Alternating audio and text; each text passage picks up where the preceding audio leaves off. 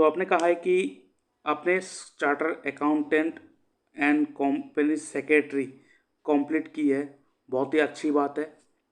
तो ऐसे अच्छे सब्जेक्ट को अगर आप कंप्लीट कर चुके हो तो आपको तो कोई टेंशन नहीं होनी चाहिए जॉब या बिजनेस के कारण, काम की कोई कमी नहीं होनी चाहिए। कोई बात नहीं, कभी कभार क्या होता है ग्रह दशा के कारण कभी कभार हमारे लाइफ में ऐसे उठा पटक हो जाते हैं, कोई इशू नहीं है। क्योंकि जैसे कि मैं देख पा रहा हूँ आपका जो दशा चल रहा है वो जुपिटर का चल रहा है, और जुपिटर में जो अंत दशा चल रहा है वो राहु का चल रहा है।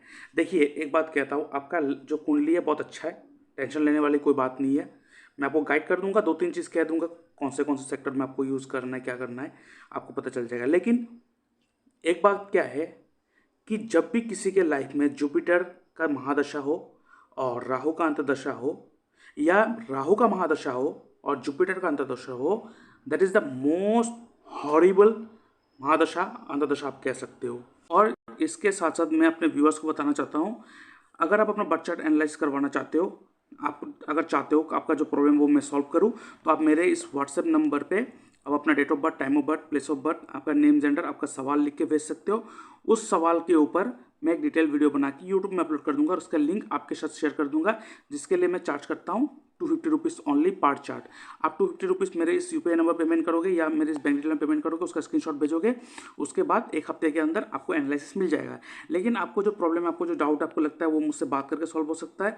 आपको मुझसे बात करना है तो आप क्या कर सकते हो, एक फ़ोन कॉल अपॉइंटमेंट बुक कर सकते हो, जिसके लिए मैं चार्ज करता हूँ 500 रुपीज़ ओनली। आप मुझसे बात करना चाहते हो तो 500 रुपीज़ आपको पे करना पड़ेगा। मेरे इस यूपीआई में पेमेंट करोगे या मेरे बैंक डिटेल में पेमेंट करोगे, उसका स्क्रीनशॉट भेजोगे, उसके बाद मैं आपको एक डेट एंड टाइम दे दूंगा, उस दौरान मैं आपसे बात करूंगा, ठीक है। और इसके साथ साथ अगर आपको ऐसा लगता है कि आपको फुल सपोर्ट चाहिए मुझसे, और full support means in the sense आपको यहाँ पे अष्टक वर्ग का भी सपोर्ट मिलेगा, हिट थ्योरी जो नेगेटिव हिट पॉजिटिव हिट हमारे कुंडली में पड़ते हैं उसका भी सपोर्ट मिलेगा, उसके साथ एस्ट्रो वास्तु का भी सपोर्ट मिलेगा, साइकोलॉजिकल सपोर्ट मिलेगा। उसके बाद मेरा जो नक्षत्र त्रिपाप चार्ट है उस हिसाब से प्रेडिक्शन और सपोर्ट फुल टू सपोर्ट मिलेगा। और यहाँ पे ना कि आप सिर्फ आपका ही चार्ट एनालिसिस होगा, यहाँ पे आपके फैमिली मेंबर का भी चार्ट एनालिसिस होगा, और आपके घर का वास्तु के साथ साथ आपके कुंडली के हिसाब से जो एस्ट्रो वास्तु बनता है, आपका पर्सनल वास्तु बनता है, उसका भी सपोर्ट मिलेगा। तो ये है ना बहुत अच्छा ऑफर। तो इसके लिए आपको क्या करना पड़ेगा, आपको एक प्राइम मेंबरशिप लेना पड़ेगा 1 साल के लिए, पूरा 1 साल के लिए वो सपोर्ट आपको मिलने वाला है। सोचिए, जो एक बार के लिए जो लोग चार्ज करते हैं वो मैं आपको 1 साल के लिए दे रहा हूँ ओनली 25,300 रुपीज़। आप मेरे इस यूपीआई नंबर पेमेंट करोगे या मैं इस बैंक डिटेल में पेमेंट करोगे, उसका स्क्रीनशॉट भेजोगे, उसके बाद आपको मैं प्रीमियम ग्रुप में ऐड कर दूंगा। उसके बाद आपको 1 साल के लिए फुल सपोर्ट मिलेगा। आप कभी भी मुझसे बात कर सकते हो, फ़ोन कॉल में बात कर सकते हो, कभी भी प्रॉब्लम कोई डिस्टर्ब हो रहा है उसका उपाय आप ले सकते हो मुझसे। पूरा 1 साल के लिए मुझसे सपोर्ट मिलते रहेगा। लेकिन सैटरडे और संडे क्लोज रहता है, उस दिन मैं अपना ऑफिस बंद रखता हूँ। बाकी 5 दिन, हफ्ते के 5 दिन आपको फुल सपोर्ट मिलेगा। इसके साथ साथ अगर आपका कुंडली अगर गलत बना हो या आपके बर्थ टाइम जो सही नहीं है, आपको पता नहीं है कि बर्थ टाइम क्या है, तो अपना बर्थ टाइम रेक्टिफिकेशन कर सकते हो मुझसे, जिसके लिए मैं चार्ज करता हूँ 2,100 rupees, 2,100 rupees. That means 2,100 rupees आप मेरे यूपीआई नंबर पर पेमेंट करोगे या मेरे बैंक डिटेल में पेमेंट करोगे। उसके बाद अपना डिटेल्स भेजोगे, मैं आपका जो बर्थ टाइम है उसको मैं रेक्टिफाई करके दूंगा, सही करके दूंगा, और उसके बाद आपको एक्यूरेट एंड परफेक्ट रिजल्ट मिलेगा आपके कुंडली के हिसाब से, आपके लाइफ को और बेहतर बनाने के लिए। तो बहुत सारों को मैं देखता हूँ कि उन लोगों का कुंडली बहुत गलत बना होता है या बर्थ टाइम रेक्टिफाई नहीं करा होता है। तो बर्थ टाइम अगर रेक्टिफाई करना है तो आप मुझसे जुड़ सकते हो ओनली 2,100 रुपीज़ पेमेंट करके, ठीक है। और इसके साथ साथ मैं आपको बताना चाहता हूँ, आप देख सकते हो ये मेरा ई बुक है एस्ट्रोलॉजी एंड डिजीज़। ये मैंने बीमारी के ऊपर लिखा है कि कौन से हाउस इफेक्ट हो तो बैड इफेक्ट के अंडर हो तो आपको कौन सा बीमारी हो सकता है, कौन सा प्लेनेट आप खराब हो तो आपको क्या बीमारी हो सकता है, फिर उसको कैसे ठीक कर सकते हैं, कैसे 6th हाउस लॉर्ड आपको बीमारी दे सकता है, किस टाइप का बीमारी दे सकता है और उसको कैसे ठीक कर सकती हो, टोटली यहाँ पे लिख के रखा है। ये बहुत ही यूज़फुल ई बुक है। जो एस्ट्रोलॉजर बनना चाहता है या जो नॉर्मली अपना एस्ट्रोलॉजी, अपना खुद का एस्ट्रोलॉजी खुद करता है या तो वो देखना चाहता है, तो आप इसको यूज़ करके आप अपना जो हेल्थ है उसे ठीक कर सकते हो। इसका जो लिंक है मैंने डिस्क्रिप्शन बॉक्स में देके रखा है, उसका PDF आप ले सकते हो, लेकिन ये पासवर्ड प्रोटेक्टेड है। इसके लिए आपको मात्र पेमेंट करना पड़ेगा 99 रुपीज़ ओनली। आप मेरे इस बैंक डिटेल में पेमेंट करोगे, उसका स्क्रीनशॉट भेजोगे, उसके बाद अब मैं आपको पासवर्ड दे दूंगा। उसके बाद आप इस ई बुक को यूज़ कर सकते हो। जैसे कि आप देख सकते हो, ये जो हाउस है, हर हाउस कुछ ना कुछ बॉडी पार्ट को रिप्रेजेंट करते हैं। ऐसे ही अगर किसी ना किसी हाउस में कोई ना कोई प्लेनेट का नेगेटिव हिट होगा तो आपको उस बॉडी पार्ट में प्रॉब्लम होगा, तो आप उस नेगेटिव हिट को सही कर सकते हो इस ई बुक को पढ़ के। तो अभी जल्द से जल्द अब इस ई बुक को पढ़ो, और आपको आज नया डायमेंशन मिलने वाला है जो शायद ही आपको पहले का भी पता चला होगा। इसमें बहुत अच्छा टॉपिक के ऊपर डिस्कस करके रखा, आप इसी बुक को ले सकते हो।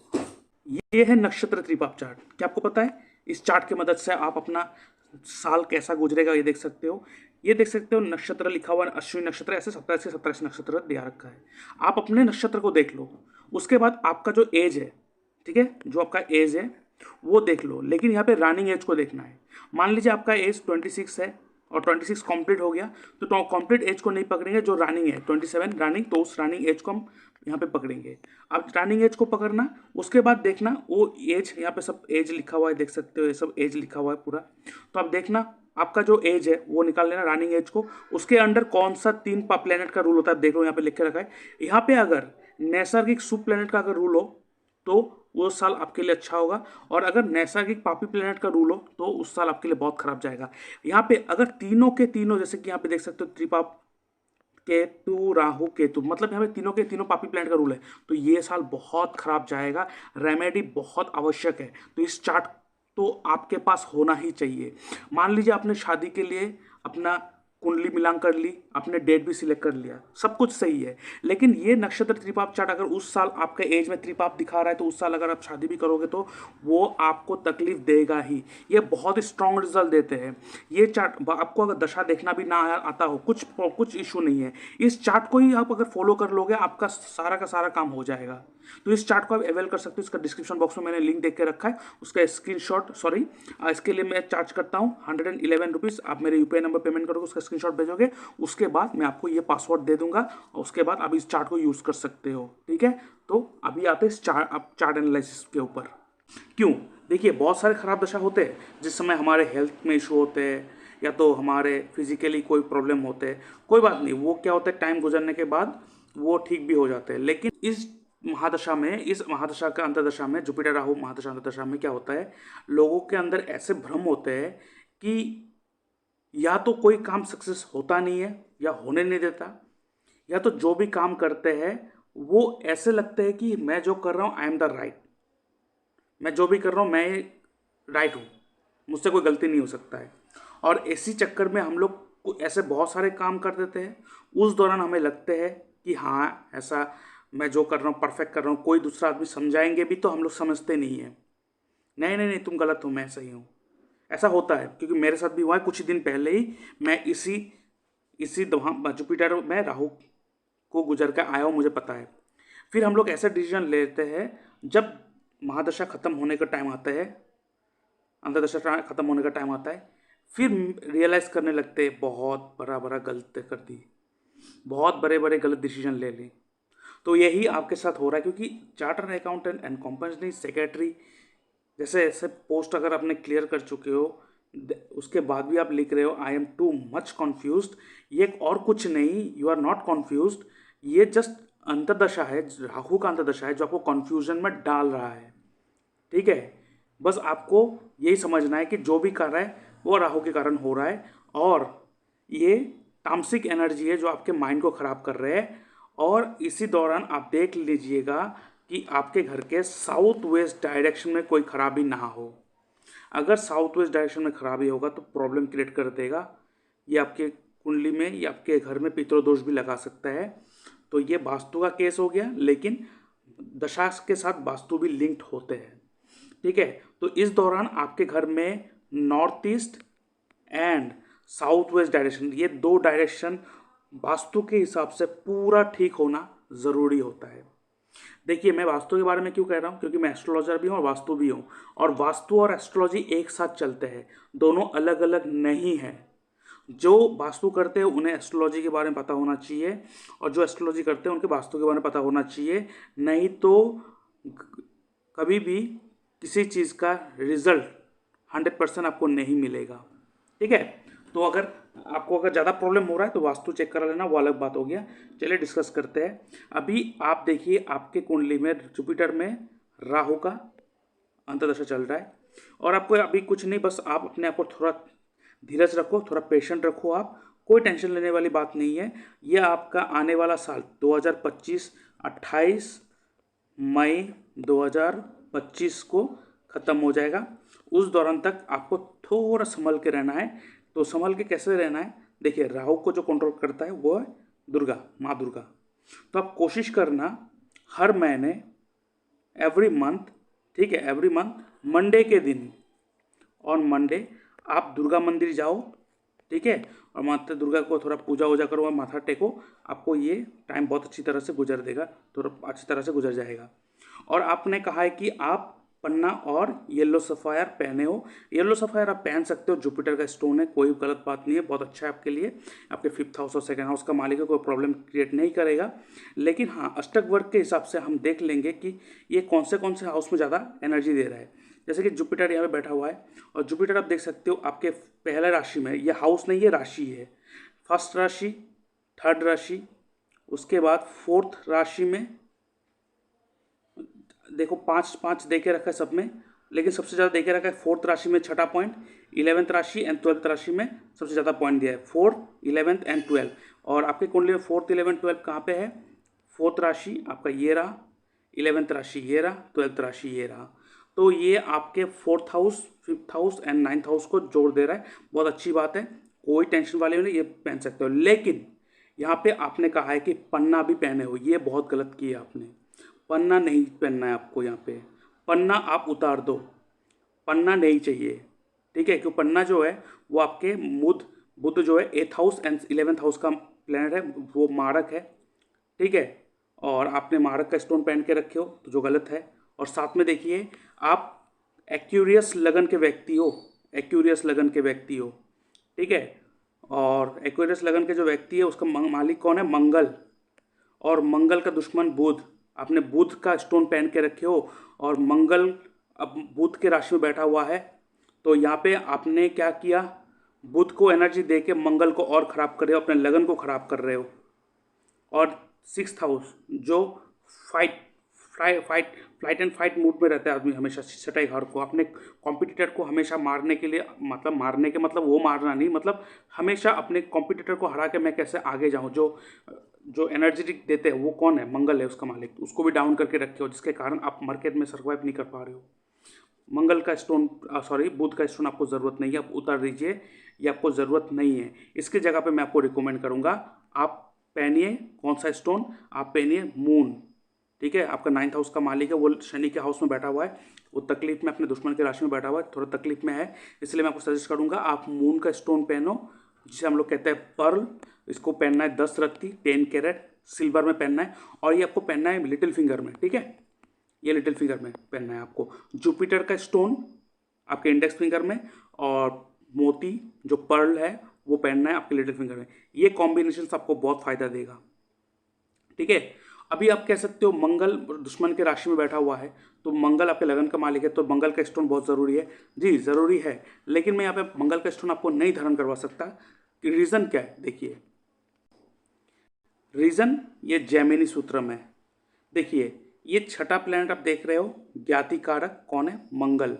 और मंगल आपकी कुंडली में ज्ञाति कारक है, वो आपके लगन का मालिक है, लेकिन वो ज्ञाति कारक भी है। ज्ञाति कारक क्या है? ज्ञाता कारक वो प्लैनेट है जो आपके कुंडली में आपके लाइफ में चैलेंजेस लाने का रेस्पॉन्सिबिलिटी मिला है।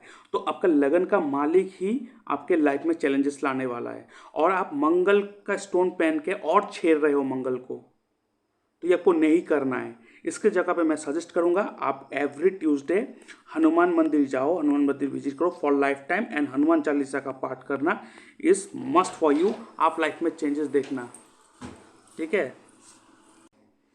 और आप देखो आपका जो अमृत कारक है, अमृत कारक कौन है? वीनस। अमृत कारक क्या है? अमृत कारक वो प्लैनेट है जो आपके प्रोफेशन को गवर्न करते हैं, और साथ में आपके वेल्थ को गवर्न करते हैं। That means your 10th house, your 2nd house and your 6th house, ये साल, sorry not 6th house, sorry sorry, आपके 2nd हाउस, आपके 10th हाउस, आपके 11th हाउस को गवर्न करते हैं ये अमित्य कारक वीनस। तो आपकी कुंडली में वीनस को ठीक रखना बहुत ज़रूरी है, इसलिए मैं आपको सजेस्ट करूँगा हमेशा अपने आप को पूरा नीट एंड क्लीन रखना, परफ्यूम थोड़ा यूज़ करना, ठीक है। और परफ्यूम अल्कोहल बेस्ड नहीं होना चाहिए, विदाउट अल्कोहल जो आता है ऑयल बेस्ड, वो सारे चीज़ आप यूज़ करना, आपके लिए बहुत अच्छा होगा। और वीनस जो है आपकी कुंडली में कहाँ बैठा हुआ है, आप देखो, देखो वीनस जो है आपकी कुंडली में कहाँ बैठा हुआ है, वो बैठा है आपके 8th हाउस में। तो आपके काम में 8th हाउस को यूज़ करना बहुत इंपॉर्टेंट हो जाते हैं।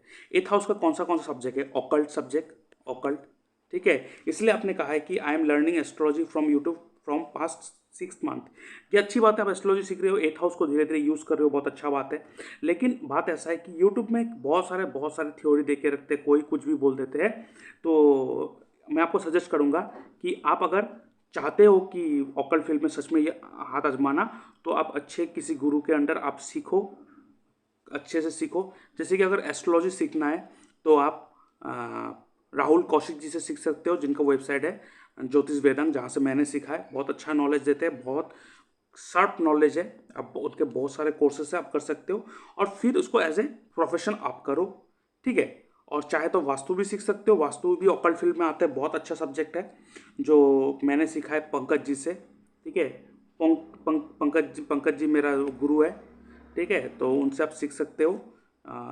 अगर आप सीखना चाहते हो तो आप मुझसे कांटेक्ट कर सकते हो, मैं उनका नंबर दे दूंगा, आप पंकज जी से वास्तु सीख सकते हो, जो मेरे गुरु है, ठीक है। तो ये तो हो गया स्टोन के ऊपर, मैंने बात कर ली। उसके बाद आपने कहा है करियर के ऊपर डिस्कस करेंगे, अच्छी तरह से डिस्कस करेंगे करियर के ऊपर। फिर आपने कहा है कि I want to do love marriage but my parents are not, parents are not saying no. अच्छा, आपका पेरेंट्स नहीं मान रहा है because the girl is fat. कोई बात नहीं, देखिए आपको अगर अच्छा लगता है, आपको लगता है कि आप दोनों जेल अप करोगे और आपके फ्यूचर बहुत अच्छे होंगे, तो आप कोशिश कर सकते हो, इसमें कोई हर्ज नहीं है। लेकिन आप अगर मुझसे पूछोगे तो लव मैरिज के बारे में, देखिए सबसे पहले इंपॉर्टेंट चीज़ क्या है कि आप दोनों का कुंडली मिलान होना चाहिए, ठीक है। कुंडली मिलान होना चाहिए, तो सबसे इम्पोर्टेंट है कुंडली मिलान। अभी आप किसी से प्यार करते ही हो और आप पसंद करते हो, यहाँ पे इसलिए मैं आपको नहीं कहूँगा कि लव मैरिज आपकी कुंडली में है कि अरेंज मैरिज है, ये मैं नहीं कहूँगा। लेकिन मैं सिर्फ एक ही चीज़ कहूँगा कि कुंडली दोनों को मैच करवा लिए गए, वो बहुत ही इम्पोर्टेंट है, उससे मैच करवा लो, फिर मैं आपको सजेस्ट कर पाऊंगा। क्योंकि आपने पूछा is my marriage will give Fortune और विल बी सक्सेसफुल और इट विल बी प्रॉब्लमेटिक। देखिए वो तो दोनों के चार्ट को मैच करने के बाद ही मैं कह पाऊंगा ना कि चार्ट कैसे में, एक चार्ट देख के ऐसा नहीं होता। क्या होता है कभी कभार हमारे जो पार्टनर का चार्ट होता है इतना अच्छा होता है, इतना हैवी होता है कि वो आते ही हमारे लाइफ को चेंज कर देते हैं। और आपके चार्ट बहुत अच्छा है, नो डाउट, लेकिन आपके चार्ट में क्या है कि अगर आपके पार्टनर का जो लक है वो अगर उतना अच्छा नहीं है तो आपके लाइफ में आएंगे तो फिर प्रॉब्लम क्रिएट कर जरूर करेंगे, तो नो डाउट, तो ये होता है। तो इसलिए चार्ट आप कुंडली मिलान कीजिए, उसके बाद कीजिए। लेकिन देखिए लव मैरिज के लिए हमारे क्या होता है, 5th हाउस का जो मालिक है, 5th हाउस का जो मालिक है उसका रिलेशन हमारे कुंडली में 7th हाउस के साथ होना चाहिए। अभी 7th हाउस का मालिक कौन है, शुक्र कहाँ जाके बैठा है, 8th हाउस में जाके बैठा हुआ है। और यहाँ पे 5th हाउस का मालिक कहाँ है, वो बैठा हुआ है आपके लगन पे। तो यहाँ पे रिलेशन नहीं बन रहा आपस में, ठीक है। नक्षत्र वाइज भी नहीं बन रहा है, ठीक है। तो अगर नक्षत्र वाइज अगर बनता तो मैं कहता कुछ नहीं बन रहा है, तो इस हिसाब से यहाँ पे मैच नहीं कर रहा है। और देखिए यहाँ पे क्या है कि आपके 7th हाउस का मालिक और आपके 11th हाउस का मालिक का मिलन है। यहाँ पे सूर्य बैठा हुआ है, तो सूर्य थोड़ा बहुत यहाँ पे ठीक करवा देगा। लेकिन क्या होता है कि जिनके कुंडली में 7th हाउस का मिलन 11th हाउस के मालिक के साथ होता है, तो ऐसे लाइफ में क्या होता है, एक्स्ट्रा मैरिटल अफेयर्स होने का चांसेस है। लेकिन यहाँ पे सूर्य जो है वो थोड़ा वहाँ पे बचा लेगा। इसलिए मैं आपको सजेस्ट करूँगा कि आपका अगर मैरिड लाइफ को ठीक रखना है तो आप एक कोशिश करना, एवरी मॉर्निंग सूर्यदेव को जल चढ़ाना, ये मैं आपको सजेस्ट करूँगा, ठीक है। एवरी डे सूर्यदेव को जल चढ़ाना है, ठीक है। तो ये आपको करो। तो अभी आते हैं अभी करियर के ऊपर। देखिए तो मैंने आपको कहा, देखिए आपका अमित्य कारक कौन है, विनस कहाँ जाके बैठा हुआ है, आपके 8th हाउस में बैठा हुआ है। 8th हाउस क्या है, मैन्युफैक्चरिंग। 8th हाउस क्या है, 8th हाउस क्या है, 8th हाउस है technical, mechanical, industry, manufacturing, occult, insurance, death related चीज़ें, ठीक है। और इसके साथ साथ देखिए आपके जो केपी चार्ट है वो एक बार देखता हूँ मैं। देखिए आपका जो केपी चार्ट है वहाँ पे 10th हाउस देखिए, ठीक है। 10th हाउस देखिए, 10th हाउस का मालिक कौन है, राहु, सॉरी मालिक नहीं, सब लॉर्ड। राहु, राहु क्या है? Foreign, foreign. उसके साथ राहु क्या है? राहु इज अनऑर्थोडॉक्स, ठीक है। Rahu is all about expansion, ठीक है। और राहु जो बैठा हुआ है उसका नक्षत्र लॉर्ड कौन है? राहु। तो राहु आपके 10th हाउस का सब लॉर्ड है और राहु का नक्षत्र लॉर्ड ही राहु है। और आपकी कुंडली में राहु कहाँ बैठा हुआ है? 12th हाउस में बैठा हुआ है। चलिए आपके लगन चार्ट को निकालते हैं। देखिए, राहु आपके 11th हाउस में बैठा हुआ है, सॉरी 12th हाउस में बैठा हुआ है, ठीक है। तो यहाँ पे 12th हाउस क्या है? 12th हाउस का काम क्या है आपके? देखिए, 8th हाउस और 12th हाउस दोनों गवर्न कर रहा है आपके कुंडली में, ठीक है। 8th हाउस गवर्न कर रहा है और 12th हाउस गवर्न कर रहा है। अभी इन दोनों के कॉम्बिनेशंस के हिसाब से आपको अपने करियर को चूज करना चाहिए। जैसे कि मैंने आपको 8th हाउस को बता दिया। और 12th हाउस क्या है? 12th house is all about expenditure, losses को दिखाता है, नो डाउट। ये नेगेटिव पार्ट हो गया। हम लोग पॉजिटिव पार्ट करेंगे। Donation, meditation, hospital related work, ठीक है। उसके बाद साइकोलॉजी, जो 8th हाउस भी दिखाता है साइकोलॉजी, ठीक है। काउंसलिंग, 12th हाउस काउंसलिंग है। और 8th हाउस क्या है? ऑकल्ट। तो ऑकल्ट को यूज करके आप काउंसलिंग कर सकते हो। और राहु आपका सब लॉर्ड है, 10th हाउस का नक्षत्र लॉर्ड है। तो राहु क्या है? Electronic media. राहु क्या? Artificial agency, social media. तो आप इन चीज़ों को यूज़ कर सकते हो आपके करियर के लिए, जैसे मैं कर रहा हूँ, ठीक है। एक्सटर्नल अफेयर्स, जैसे कि import export business, foreign land job. अगर जॉब करना चाहते हो फॉरेन लैंड में जॉब अपॉर्चुनिटी आप ढूंढ सकते हो। आप जो सब्जेक्ट से कंपनी सेक्रेटरी, चार्टर अकाउंटेंट है, उसके लिए बहुत सारे स्कोप है, आप ढूंढ सकते हो, ठीक है। और आप इंपोर्ट एक्सपोर्ट का भी काम कर सकते हो, या तो मल्टीनेशनल कंपनी एमएनसी में भी जा सकते हो, ठीक है। उसके साथ साथ फिल्म डायरेक्टर, फिल्म एडिटर, ये सब का भी काम कर सकते हो। बिहाइंड द सीन जो काम होते हैं वो सब कर सकते हो। देखिए, आपके लिए बहुत सारे अपॉर्चुनिटीज है। एज ए आप प्रोफेशन आप क्या कर सकते हो? आप फोटोग्राफी भी चूज कर सकते हो और आप बहुत अच्छा एस्ट्रोलॉजर बन सकते हो। आपके चार्ट के कॉम्बिनेशन के हिसाब से मैं कहता हूँ you can be a great astrologer. और आपके अंदर ना एक थेरेपी है। थेरेपी मीन्स आप लोगों को ना कुछ भी कर, मतलब एक एक शफा है आपके अंदर। आप लोगों को बहुत जल्द किसी चीज़ से रिलीफ करवा सकते हो, जिसे कहते हैं टच थेरेपी। मतलब आप किसी के साथ बात करोगे, किसी के साथ अगर, मतलब जैसे कि देखो, आपके कुंडली में जुपिटर रेट्रो है आपके लगन में ही, मतलब आपके फर्स्ट हाउस में जुपिटर आपको बहुत ज़्यादा रिजल्ट देने के चाह रहा है। और साथ में आपके शनि भी रेट्रो है, किसमें? 5th हाउस में। 5th हाउस क्या है? Solution giving. और आप खुद हो फर्स्ट हाउस में जुपिटर रेट्रो है। तो फर्स्ट हाउस और 5th हाउस दोनों बहुत स्ट्रांगली गवर्न कर, मतलब आप खुद जाके किसी को साइकोलॉजिकल गाइडेंस या किसी को टच थेरेपी ये सब दोगे, देन उस व्यक्ति के लाइफ से प्रॉब्लम हीलिंग होना बहुत जल्द स्टार्ट हो जाएगा, प्रॉब्लम दूर होना बहुत जल्द स्टार्ट हो जाएगा। ये शफा है आपके अंदर, ये खूबियाँ है आपके अंदर। आप जाओ, लोगों को मदद करो। एज ए एस्ट्रोलॉजर हो, एज ए साइकोलॉजिस्ट हो, कुछ भी हो, आपके अंदर वो शफा है। आप अगर किसी के साथ धीरे कुछ देर तक बात करके उसको टच कर भी कर दोगे ना, वो चीज़ उससे उसको रिलीफ मिलना स्टार्ट हो जाएगा, ठीक है। तो मेडिकल का भी काम कर सकते हो, फार्मास्यूटिकल का काम कर सकते हो। उसके साथ साथ मैंने तो बहुत सारी चीज़ कह दिया, आप वो भी कर सकते हो। And you can be a great yoga trainer also. तो ये गुण आपके अंदर है। इसी कारण क्योंकि आपके अंदर है एक एक मतलब एक हीलर का क्वालिटी है आपके अंदर, ठीक है। एक हीलर का क्वालिटी है। और आप काम करना चाहते हो कोई मैं कंपनी सेक्रेटरी या ऐसा कंपनी लीडर, इसीलिए आप इतना कन्फ्यूजन में पड़े हो, इसीलिए आप इतने मतलब आप सक्सेस या कुछ नहीं मिल पा रहा है, क्योंकि कुंडली कुछ और चाह रहा है आपसे करवाना और आप कर कुछ और रहे हो। बस इस चीज़ को आप थोड़ा यूज़ करके देखना आपको बहुत अच्छा एक बेस मिल जाएगा फ्यूचर में आगे जाने का।